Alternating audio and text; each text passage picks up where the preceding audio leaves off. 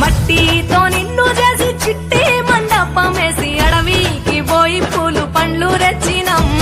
పూల మాలేసి పులిహోర నైవేద్యం పెట్టి మొక్కి నీ ముందు గుంజిల్లు తీసినం